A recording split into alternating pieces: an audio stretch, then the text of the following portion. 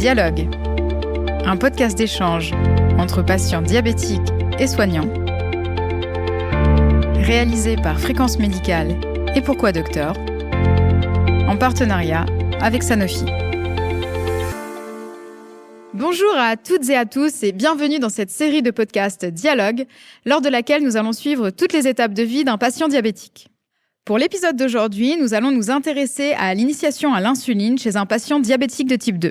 Et pour en discuter, je suis en compagnie du docteur Camille Vattier, endocrino-diabétologue à l'hôpital Saint-Antoine à Paris. Docteur Vattier, bonjour. Bonjour. Je suis également avec Raymond Gonnet, retraité et patient diabétique de type 2. Raymond, bonjour. Bonjour. Alors pour commencer, docteur Vattier, à quel moment le passage à l'insuline est nécessaire pour un patient souffrant de diabète de type 2 ? Le diabète est une maladie très fréquente. Elle touche plus de 5% de la population française et plus de 12% des hommes de plus de 45 ans et 8% des femmes de plus de 45 ans. Donc, c'est vraiment quelque chose de fréquent. C'est une maladie qui est insidieuse. Elle est souvent asymptomatique et malgré tout, elle donne de nombreuses complications avec une mortalité cardiovasculaire qui est multipliée par 2 à 3 ou voire 4 à 5 chez la femme. 25% des dialysés sont diabétiques et il y a souvent aussi des rétinopathies. Donc, ce qui compte dans le traitement du diabète, c'est un traitement qui est bien équilibré et on ne le sait pas avec les symptômes. Donc, pour ça, on doit suivre régulièrement sur le plan biologique le diabète avec ce qu'on appelle l'hémoglobine glyquée et les patients ont des cibles d'hémoglobine glyquée à atteindre. Et un diabète qui va bien, c'est un diabète qui, quel que soit le traitement, est à sa cible d'hémoglobine glyquée. Dès lors que la cible n'est plus atteinte pour un patient, c'est-à-dire la cible qui permet d'éviter toutes ces complications qui sont multiples et très délétères sur le long terme, même si là, à l'instant T, le patient va bien, il faut pouvoir lui proposer un traitement, quel qu'il soit, qui lui permette d'atteindre cette cible. Donc, lorsqu'avec l'ensemble des traitements antidiabétiques oraux ou injectables, puisqu'il existe d'autres traitements que l'insuline qui sont injectables, nous n'avons pas cet objectif, il faut proposer aux patients de mettre une insuline. Et le plus souvent, on commence avec une insuline une fois par jour pour baisser les glycémies du réveil et partir sur une bonne glycémie pour la journée. Et on continue en partie les autres traitements antidiabétiques, qu'ils soient injectables ou oraux, en fonction du type de patient. Voilà, donc c'est vraiment le patient qui, en fonction de son objectif, qui est propre à sa vie, à ce qu'il est, et en fonction des traitements qu'il tolère ou qu'il tolère pas, et à ce moment-là, on va décider du passage à l'insuline. Mais ce qui compte, c'est vraiment l'objectif. Ça n'est pas plus grave d'avoir un diabète insulino-traité. Ce qui compte, c'est un diabète qui va bien. Voilà, donc c'est un traitement. Quand est-ce qu'on y passe à l'insuline ? Quand on s'est préparé ensemble avec le patient à ce traitement, parce qu'un traitement qui marche, c'est un traitement aussi qui convient au patient et pour lequel le patient est convaincu d'une efficacité. Voilà, donc c'est vrai que c'est compliqué parce que les patients n'ont pas de symptômes, mais il faut préparer l'avenir, il faut pouvoir justement éviter toutes ces complications, car on sait aujourd'hui, on a la chance avec des grandes études, on le sait, les complications sont évitables lorsqu'on atteint notre cible d'hémoglobine glyquée. C'est pour ça que tous les 3 mois, on dose cette hémoglobine glyquée et qu'on ajuste le traitement. Il faut bien comprendre que sur le plan du mécanisme du diabète, il y a aussi avec le temps, l'insuline est moins fabriquée par le corps. Plus on vieillit, moins les organes fonctionnent et le pancréas fait partie de ces organes et fabrique moins d'insuline. Donc le passage à l'insuline, c'est pas une punition, c'est un peu l'évolution que les reins marchent moins bien quand on vieillit, etc., etc. Et on a la chance de pouvoir y pallier puisqu'on sait faire de l'insuline humaine et que les méthodes d'injection sont également extrêmement faciles. Donc en gros, si je résume, quand on passe à l'insuline, ça ne veut pas dire automatiquement que la maladie s'aggrave. Pas du tout. La maladie est grave lorsqu'elle n'est pas bien soignée. C'est ça le message clé. Raymond, comment est-ce que vous avez vécu votre passage à l'insuline ? C'est un peu particulier parce que le passage à l'insuline, lorsque j'ai eu 50 ans, j'ai posé une question à mon diabétologue pour lui demander quelle serait ma situation à 60 ans.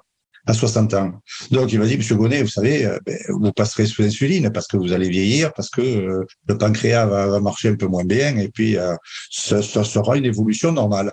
Et là, c'est moi qui ai décidé. Je lui ai dit, écoutez, pourquoi pas passer à l'insuline maintenant? Et c'est comme ça que j'ai voulu passer à l'insuline pour avoir une autre manière de me traiter, c'est-à-dire d'avoir un autre protocole, puisque les cachets, ça me convenait, mais bon, avaler des cachets, on sait que pour les reins, c'est pas toujours très bien.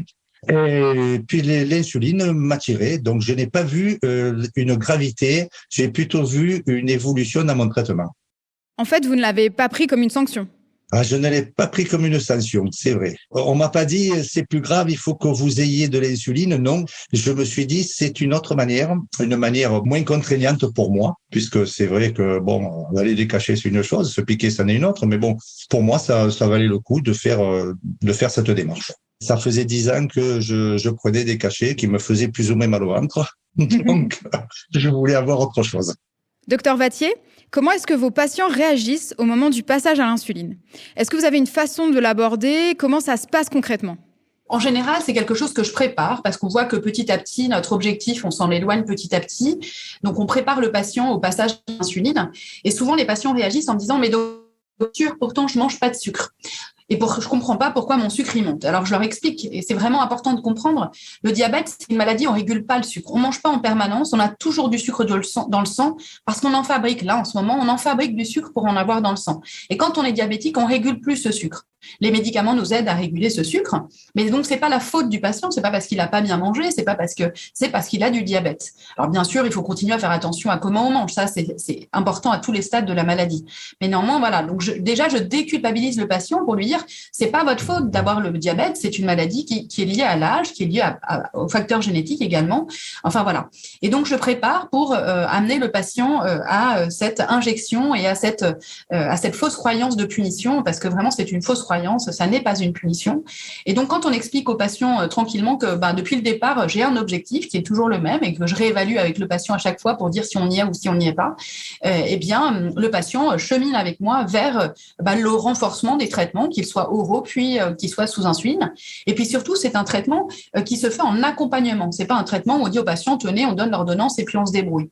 Il va falloir apprendre aux patients. Et souvent, moi, ce que je leur dis, et ils confortent mes dires ensuite, c'est que la glycémie au bout du doigt, ça fait plus mal que l'injection d'insuline. Donc, c'est vraiment un geste qui est indolore. Les stylos qui sont utilisables et remboursés à 100% sont très pratiques d'utilisation. Et donc, en général, on arrive aussi à éduquer les patients avec des infirmières.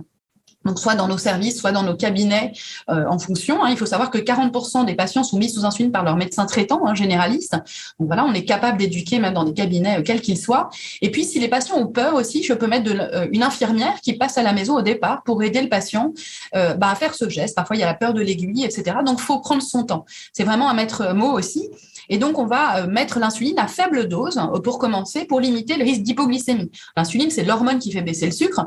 L'objectif, c'est pas de donner un autre problème de santé avec les hypoglycémies. Donc, il faut le titrer de façon convenable. Et donc, il n'y a pas d'urgence à ce que la glycémie soit parfaite, puisque les complications s'installent sur des mois, voire des années. Donc, on y va petit à petit pour que le patient se rende compte que c'est pas délétère et que ça ne le soit pas dans les faits d'ailleurs, parce que c'est pas agréable une hypoglycémie. Le but, ça n'est pas ça. Et puis, petit à petit, on augmente les doses. Donc, on leur explique que tous les 3 jours, on regarde les glycémies du réveil et puis on va augmenter petit à petit la dose. On n'est pas pressé, on a quelques mois devant nous, mais il faut y arriver pour pas rester des mois et des mois, voire des années avec un diabète qui va pas bien, parce que c'est là qu'on aura un infarctus du myocarde 10 ans plus tôt et c'est quand même dommage alors qu'on sait l'éviter.